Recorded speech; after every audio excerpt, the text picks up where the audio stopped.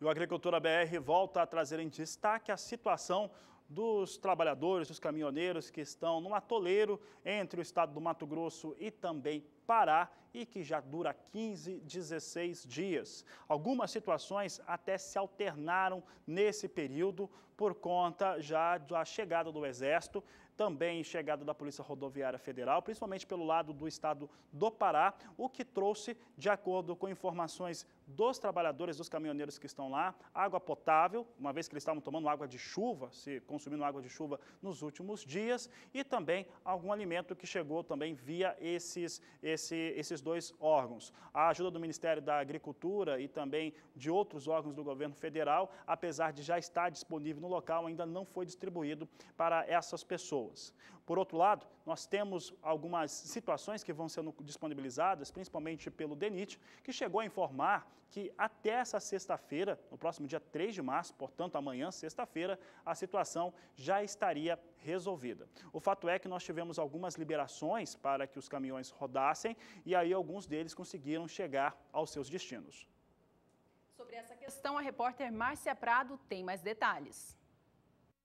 A previsão do Departamento Nacional de Infraestrutura e Transportes é que o tráfego seja liberado por completo até essa sexta-feira. O DENIT informou ainda que os trechos de atoleiros serão pavimentados ainda neste ano. E toda a extensão da rodovia no Pará estará asfaltada em 2018. As informações foram divulgadas por meio de uma nota. No comunicado, o DENIT também informa que o ministro dos Transportes, Portos e Aviação Civil, Maurício Quintela, vai se reunir nesta quinta-feira com representantes de produtores de grãos. Desse encontro, deve sair a estratégia para a manutenção do tráfego ao longo da rodovia e para o escoamento da safra agrícola. Márcia Prado para o SBA. O repórter Valdir Pacheco, que fica localizado no estado do Mato Grosso, percorreu um trecho da BR-163 e conversou com caminhoneiros que se dizem parados já há 15 dias nesta fila. Vamos ver na reportagem. As péssimas condições da rodovia BR-163 prejudicam o escoamento de grãos entre Mato Grosso e o porto de Miritituba, em Itaituba, no estado do Pará. Parte do tráfego de carretas foi liberada na BR-163 no sudoeste do Pará. Durante 15 dias, mais de 5.000 caminhoneiros ficaram parados na rodovia. Os caminhoneiros não conseguiram seguir viagem, muitos ficaram atolados na estrada por muitos dias, como foi o caso do motorista Júlio César, que chegou a ficar 9 dias no atoleiro após ser socorrido pelo Exército, retornou hoje para Sinop, no norte de Mato Grosso. Saí na segunda-feira, dia 12, aqui de Sinop, sentido Miritituba, para descarregar na Cargill. Cheguei no atoleiro, 5 dias carregado. Conseguimos passar, descarregamos, mas ainda tinha estrada. Voltamos para a fila, peguei na cidade do Caracol a fila, viemos puxando fila, mais 9 dias no atoleiro. A estrada sumiu. Tem pouca máquina, muito pouca máquina trabalhando. Chegou a federal para organizar. Algumas empresas estão ajudando com alimento, água, mas são pouco. É muita gente e pouco alimento. Só não passei sede porque choveu, porque não tinha água. A empresa ajuda como pode, mas é muito motorista, muito mesmo. É criança, mulher, idoso. Motorista da outra empresa passou mal, teve que ser socorrido, pressão alta, estresse. Mas está difícil. O Exército chegou só com armas, comida que o governo prometeu, nada, não veio nada de alimento. Eu vazio consegui passar, mas foi difícil. Passou muito pouco caminhão vazio. Os carregados estão com 15 dias lá, colega meu, que a gente paramos para ajudar. A gente tinha comprado um pouco de alimento, deixamos para eles. Mas tem muita gente já passando fome. Já o motorista Hélio Schneider, após descarregar no porto de Miritituba, levou 12 dias para passar por 11 pontos de atoleiros. Acabou a estrada e ali é uma falta de vergonha. Tem 4 anos que nós puxa para lá, né? 4 anos. Esse ano o trem acabou. E é um pedacinho facinho, 35 km o governo não faz. Coloca uma firma, mexe um pouquinho, já tira aquela firma e tá daquele jeito. E tem parceiro nosso lá para cima, trancado, ainda indo carregado, não conseguiu passar, tá com mais de 12 dias parado no mesmo lugar, sem ir. Eu consegui passar 12 dias vazio de lá para cá. Segundo o DENIT, o Exército e a Polícia Rodoviária Federal, que chegaram neste fim de semana no local, estão organizando os veículos ao longo da pista para permitir a passagem das equipes de manutenção.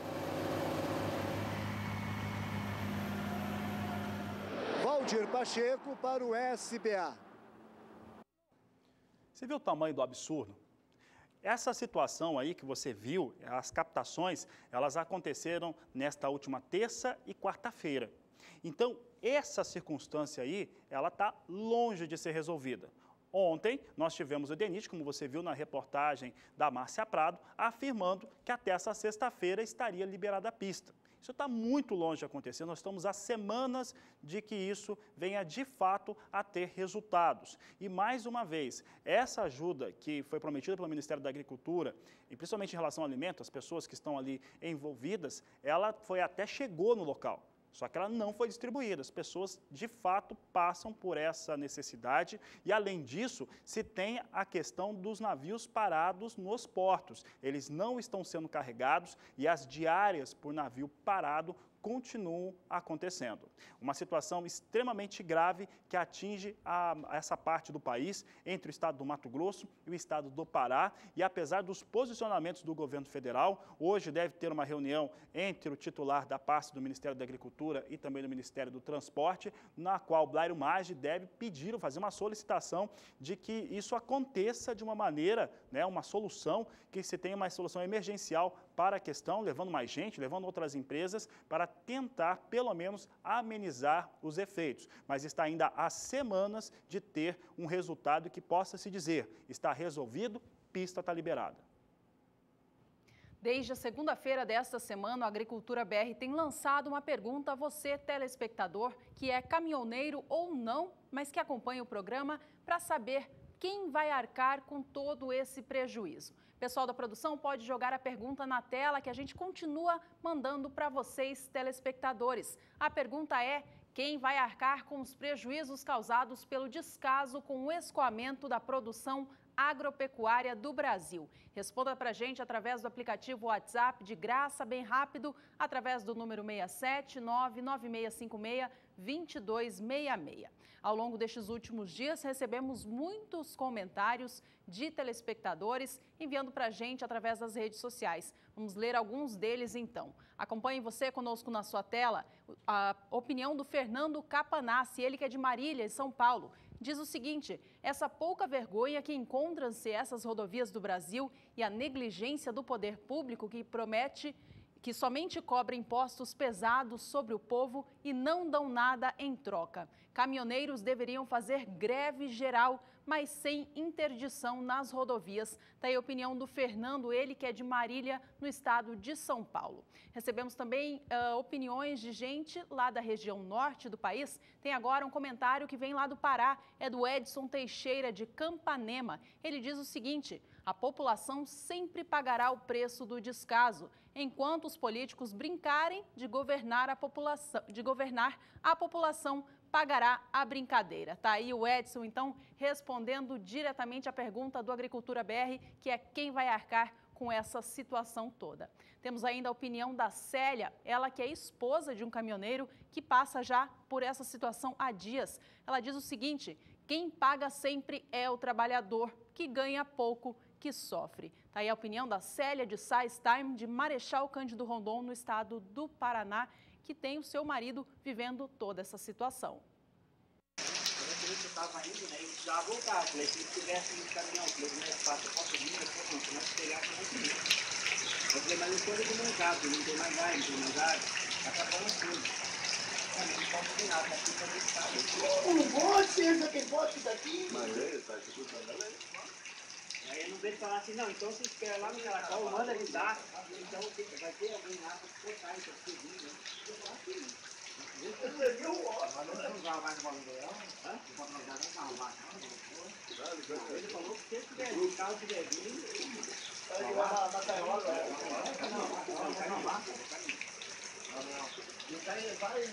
E apesar do governo federal estar afirmando que até amanhã, sexta-feira, esse próximo dia 3 de março, a rodovia estará totalmente liberada para a passagem dos caminhões e com o atoleiro resolvido, a situação para quem está na região ainda é bem distinta, principalmente de acordo com os trabalhadores, os caminhoneiros principalmente, que entram em contato aqui com a Agricultura BR através de suas famílias, que têm informado uma situação totalmente ao contrária. Eu vou conversar agora por telefone com o Miguel Mendes, ele que é diretor executivo da Associação dos Transportadores de Cargas do Estado de Mato Grosso, que vai falar um pouco a respeito deste assunto. Miguel, é um prazer falar com você aqui no Agricultura BR, aqui no canal do Boi. E olha só, nós queremos saber a opinião de vocês. Como é que está essa situação para esses trabalhadores, para o setor de maneira geral, que é importantíssimo para a cadeia produtiva da soja, do milho e tantas outras? Como é que está a situação dessas pessoas que passaram ou ainda estão na região afetada? Boa tarde. Boa tarde, o prazer de falar com vocês é todo meu. Perfeito. Ainda existem muitos caminhoneiros com seus caminhões parados já há quase 20 dias na localidade denominada de Caracol, na BR-163, lá no Pará. O Exército já chegou no local, já chegou também a alimentação e água potável no dia de ontem, só que ainda não foram distribuídos. E apenas alguns caminhões vazios que acabaram conseguindo seguir viagem. Existem ainda muitos caminhões lá carregados à espera da liberação da pista para que eles possam chegar até o porto de Miritituba e efetuar o descarregamento. Miguel, nós nunca tivemos uma situação como essa no transporte de grãos saindo do Mato Grosso até o estado do Pará, pela essa nova saída dos portos, que é uma grande solução para reduzir tempo, reduzir custos também com o transporte. A chuva mais intensa no Mato Grosso, no norte do país, durante o verão, é uma coisa super comum para essa época do ano. Como é que você avalia essa situação perante o governo, perante os trabalhadores? Houve uma espécie de descaso mesmo em relação a essa rodovia que acabou tendo as suas obras paralisadas? Com certeza, né? Houve uma total falta de sensibilidade por parte aí do governo federal, mesmo porque com toda aquela preocupação com a crise política pelo qual o país atravessava, em seguida veio a crise econômica e as empresas que estão ali atualmente executando as obras de pavimentação da via acabaram ficando sem receber, acabaram demitindo muito do seu pessoal. Isso ocasionou ali o atraso nas obras de pavimentação e lógico que com o aumento da produtividade esse ano aqui no estado de Mato Grosso, consequentemente até o aumento da capacidade de recebimento de grãos lá no porto de Miritituba, acabou aí atraindo um fluxo muito grande de caminhões para a região. Estima-se que, inclusive, este ano o Miritituba deve receber quase 8 milhões de toneladas de grãos. Acabou aí deteriorando demais aí a BR-163, né, em todos os seus mais de 80 quilômetros ali que ainda não estão pavimentados entre a região médio-norte aqui do estado de Mato Grosso até o Pará. E isso acabou aí contribuindo para que os caminhões não conseguissem vencer ali, principalmente os locais de serra que não estão pavimentados, e com as chuvas e o grande fluxo de caminhões no local, acabou deixando a estrada totalmente intransitável, formando então aí longos congestionamentos e causando aí muitas dificuldades para os nossos amigos irmãos caminhoneiros, que inclusive já há vários dias estão lá bebendo água de chuva, até utilizando essa água da chuva para tomar banho, lavar sua roupa e em condições degradáveis lá no local. Miguel, é evidente que além dessa questão do descaso pela situação de transportar as riquezas do país com as pessoas que são responsáveis por isso, é claro que é uma viagem planejada para 3 dias, para 4 dias, o pessoal parado lá mais de 15, abandonados de certo modo. Esse prejuízo, não só esse que eu citei, mas sobre os veículos, dos caminhoneiros que têm o seu próprio caminhão, ou mesmo das transportadoras, a associação fez uma estimativa. Qual que seria esse prejuízo por unidade de transporte depois dessa situação ocasionada por conta desse grande atoleiro entre Mato Grosso e Pará? Olha, um levantamento que a entidade fez aí junto às empresas associadas, estima-se que cada caminhão parado lá está gerando aí um prejuízo em torno de R$2.000. Se considerarmos que até há poucos dias nós tínhamos ali em torno de 5.000 caminhões, o prejuízo para o setor de transporte chegou aí até a R$10 milhões por dia parado lá na região. Miguel, os prejuízos não acabam por aí, pode ter prejuízos ainda maiores caso as corretoras, as trades que operam, elas têm que entregar esse grão, porque o contrato está feito, o navio está no porto, o navio está pagando também para estar lá, estadia, então isso vai sair de algum lugar. E nós temos perguntado aqui no Agricultura BR, no canal do Boi, feito uma pergunta para o telespectador. O interessante é que nós temos resposta de familiares de caminhoneiros, de produtores rurais do Mato Grosso, gente do Pará, do norte do país, e de produtores rurais de outras culturas, em outras partes do país. Respondendo a seguinte pergunta: com essa situação, que de certo modo foi criado mesmo pelo descaso do governo, quem que vai pagar a conta? Quem que vai arcar com esse prejuízo? Na sua opinião, quem que está arcando ou quem vai arcar no final com essa questão toda, Miguel? Olha, num primeiro momento, né, as transportadoras, os caminhoneiros autônomos que estão lá isolados naquele local, né, com um prejuízo diário.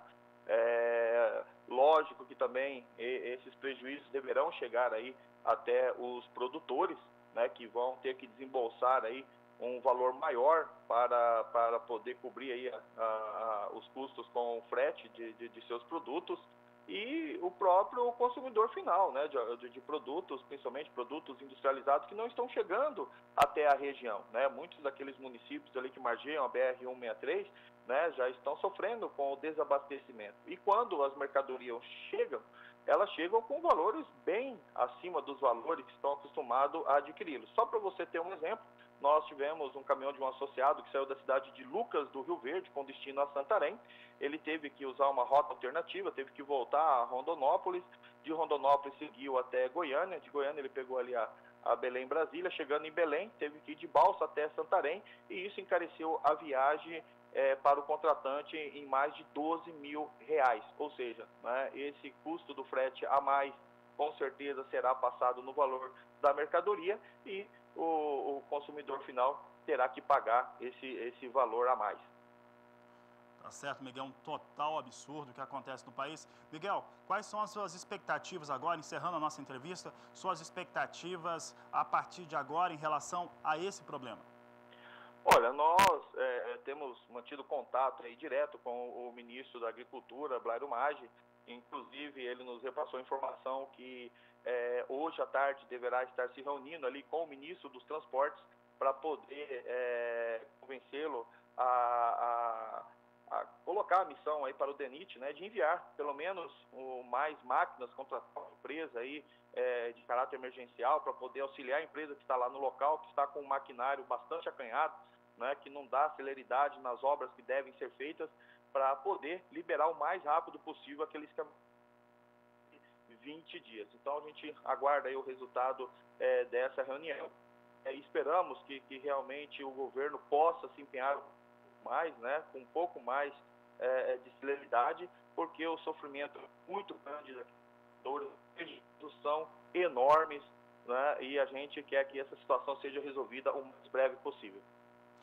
Tá certo, Miguel. Miguel, agradeço a sua participação aqui no canal do Boi, no Agricultura BR. Estamos sempre de portas abertas para conversar, até porque isso envolve diretamente a economia nacional, o agronegócio brasileiro e o desenvolvimento de todo um país. Obrigado pela sua participação.